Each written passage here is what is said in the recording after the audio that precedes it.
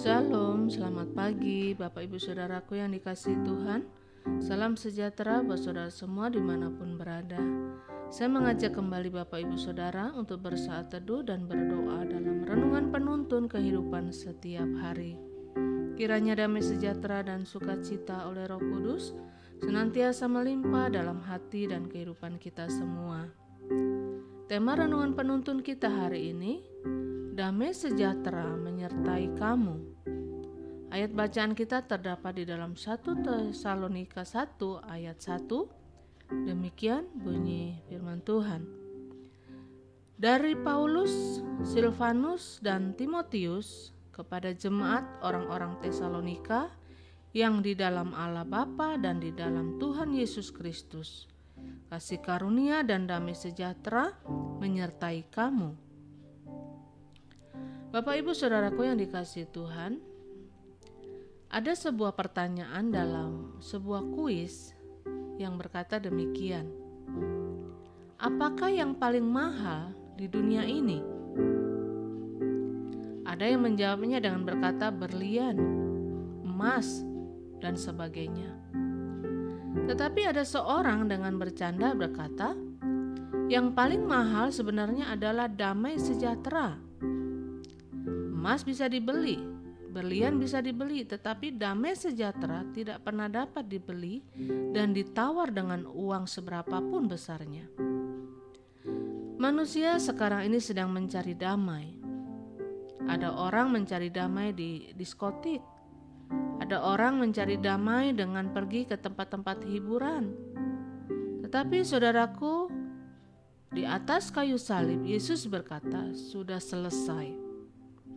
Semua harganya sudah dibayar lunas dan sudah diselesaikan. Dan itu sebabnya Yesus berkata, damai sejahtera yang kuberikan kepadamu tidak seperti yang dunia berikan. Artinya, damai yang dunia berikan itu sangat terbatas dan sangat terpengaruh dengan situasi dan kondisi yang terjadi.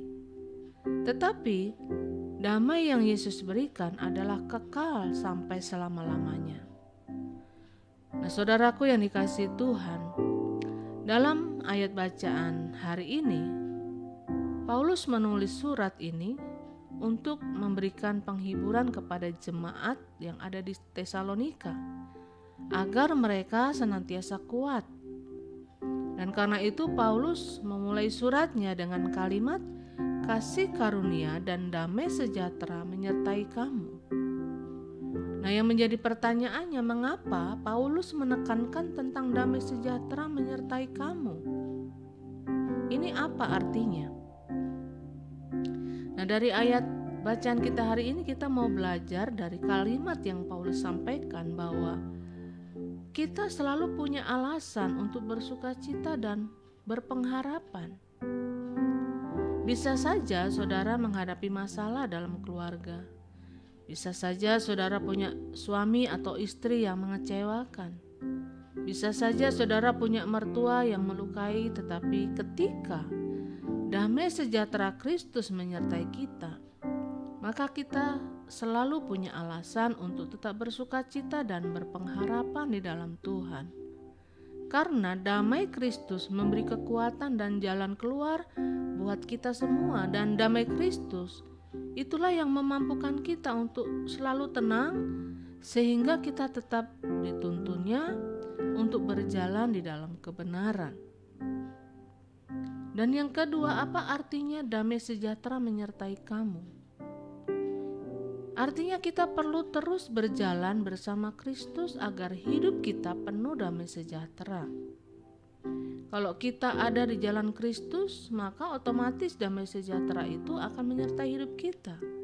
Tetapi kita juga harus ingat, walaupun damai sejahtera Kristus akan menyertai kita, tetapi kalau kita melanggar firman Tuhan, maka dosa itu akan merampas damai sejahtera kita dari hidup kita, dan sampai akhirnya dosa itu akan membinasakan roh kita.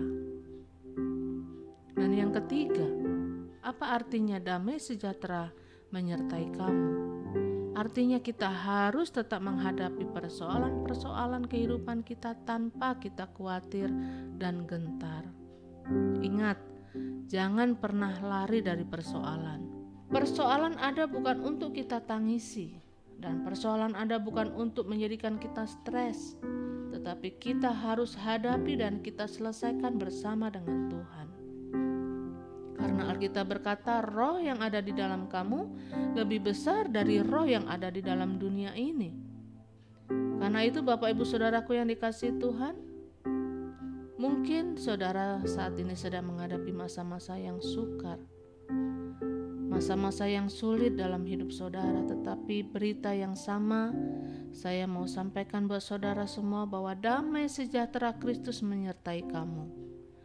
Damai sejahtera Kristus cukup untuk memberi ketenangan dan membawa kita keluar dari persoalan hidup kita tanpa khawatir dan tanpa takut, karena Yesus menjadi jaminan buat kita, sehingga damai sejahtera Allah selalu menyertai kita dan kita akan berjalan bersama dengan Kristus dalam kemenangan dan sukacita setiap hari. Amin. Mari kita berdoa. Kami bersyukur Tuhan buat firman-Mu pagi hari ini. Sebagaimana Rasul Paulus berkata bahwa damai sejahtera menyertai kamu. Kami percaya bahwa damai sejahtera-Mu ada dalam hidup kami Tuhan. Untuk menghadapi hari-hari kami yang semakin hari semakin sulit, semakin berat.